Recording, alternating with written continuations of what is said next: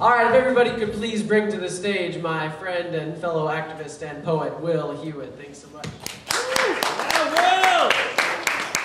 This is more in the tradition of beat poetry than hip-hop, but William Burroughs collaborated with Michael Franti at some point. I'm fascinated by the way that people in foreign countries see the United States. And this is something I wrote about a family that I stayed with in Hebron, in the West Bank. And it's called Amrika Shika Bika. Ahmed and I are sitting on the bed with fuzzy synthetic fiber blankets that maybe have big pictures of teddy bears on them, or big kitsch roses and curvilinear decorative designs with curlicues and what have you. He is telling me a story from an Egyptian film. It goes something like this. Two brothers want to go to America, Amrika in Arabic, but they can't get the visas and the papers. The US government won't let them in. So they go to Mexico and try to sneak across the border, but they are arrested by the border cops. As the cops take them away, they start to sing, Amrika Shika Bika. I ask him, what does Shika Bika mean? He says, it doesn't mean anything. It's just made up nothing words. But sung to the right tune by two Arab brothers being arrested while illegally crossing the US-Mexico border, it means impossible faraway dream reflected in the glitz of a shopping mall window display, denied. Why were they going to America? They had a cousin working on a master's degree in engineering at a university in Minnesota. They had an uncle who owned a barbershop in New York City. They wanted good jobs. They wanted to study. They watched too many Hollywood movies. Amrika Shika Bika. While the border cops close in with their guns and cuffs and vans, with the blue lights on top and the doors that lock from the outside, and the land of easy money and cinema glitz and the freedom of marriage fades into a Texas sunset. Denied. Human nature. Question, what is human nature? Answer, look around you. Everything that people are doing, that is human nature.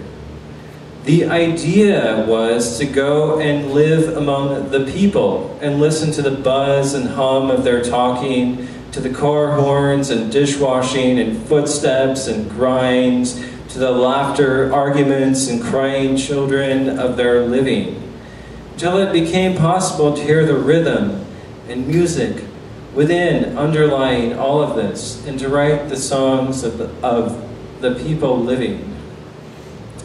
I returned to another narrow street lined with concrete housing blocks saturated by poverty and trauma, ground floor falafel stands, too small for furniture, lit up portraits of posturing fighters, rifles on display like low-budget, homegrown, join the army ads, except that everyone knows the men in the pictures are dead.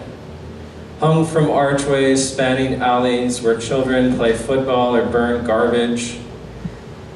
Oh, refugee poverty under occupation, I walk your streets again, a foreign white-faced man, and see how my eyes and mind have aged.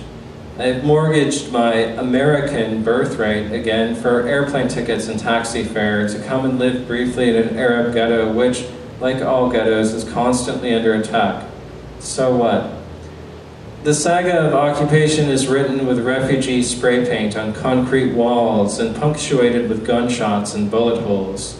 The boys in the street say they are 20, but look 14. They put their arms around each other and say they are fighters. One pulls out a cheap little switchblade with a plastic handle, says, "How do you like this?" His eyes go wild like a street cat. "No, thank you," we say, and walk away. Then the foreign soldiers come in the night, drive jeeps into Balata refugee camp, which is built atop the ruins of a 4,000-year-old city. They shoot their M16s, break into a house, and haul another man to jail. In the village, the patriarchs walk over limestone hills, worn smooth by a million footsteps. They wear suit jackets over traditional robes, and remember the days before their nation was called Israel. There was a nation called Israel. Or settlers in single-wide trailers with high-powered security lights over there, across the valley, lighting up the desert night in bright electric pools of paranoia. The matriarchs bake bread over the embers of sheep-dung fires, and everyone praises God in conversational litany. Thanks to Allah, there is sun. Thanks to Allah, there is rain. Thanks to Allah, there are olive trees. Thanks to Allah, there are sheep. Thanks to Allah, there are houses. Thanks to Allah, there is food. Everything is from Allah. Then the settlers come in the night with saws and cut down olive trees in the village orchard. The wound on Ibrahim's ankle, left by a soldier's bullet years ago, has healed and grown into a thick mass of scar tissue and a lingering ache. He wraps it with a threadbare ace bandage, his dusty feet in a pair of work boots made into sandals by cutting off the back part down to the sole. East Jerusalem at this hour is a desolation of paving stones chiseled with irregular divots for better traction, orange streetlight haze of a retrofit electrical conduit snaking over and into 500-year-old stone walls. The women have gone inside the houses. A few men stand in groups and pairs smoking in the shadows or closing down the last restaurants and shops. At the quiet coffee stand, the man with a cleft upper lip invites you to sit in a plastic chair in an alley, and the boy makes the coffee in a long-handled metal pot. And the hustlers on this side of town are right out on the street in your face, interrupting you in mid-sentence with a hustler voice that grinds and slices into your brain. Hello, hello, taxi, taxi, you want taxi, where you go, taxi, taxi. Nerve-shattering as a TV commercial. They were friendly, and they wanted to help, but they could not speak the language. So we filled their mouths with sweet tea and bread. And Jerusalem in Arabic is Al-Quds. Al-Quds. I have nothing to say about Jerusalem, except that it is where a lion-faced tomcat paused on limestone steps and peered into my eyes for 3 minutes. Jerusalem is ancient and exhausted from religious wars. You can read a fanatical text written in blood on the old city's fortress walls, but it ain't worth the effort. If you want to see the cruel face of God, stare directly into the sun for 1 hour. Everything that could have been said about Jerusalem, someone has already said. Everything that can be said about Jerusalem, someone is now saying. Everything that it will ever be possible to say about Jerusalem, someone will say soon enough. The man behind the counter at the art supply store says, Jerusalem is a most holy place for 3 great world religions, Christianity, Islam, Judaism. God made it that way for a reason. So if people are fighting over it, this is because of money and politics. A damn fool or a wise man came here one time and scratched these words in the dirt. The difference between the Jews and the Muslims and the Christians is the style of their hats.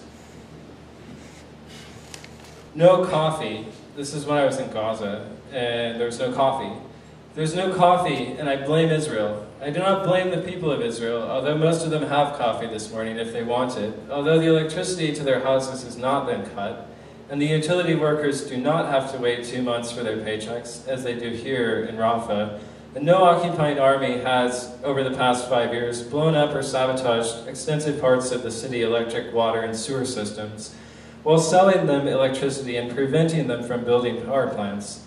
And no occupying nation is threatening to cut their electricity as punishment for attacks carried out by a militant minority within their society. And no economic strangulation policy prevents them from exporting and importing goods from their land, or going to other places in search of employment, thus impoverishing their society to the extent that they are dependent on foreign aid to provide any electrical service at all.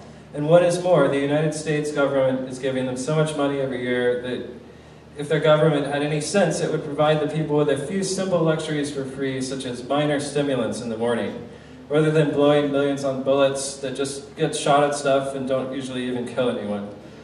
but just get smashed against walls. No, no, no, there's no coffee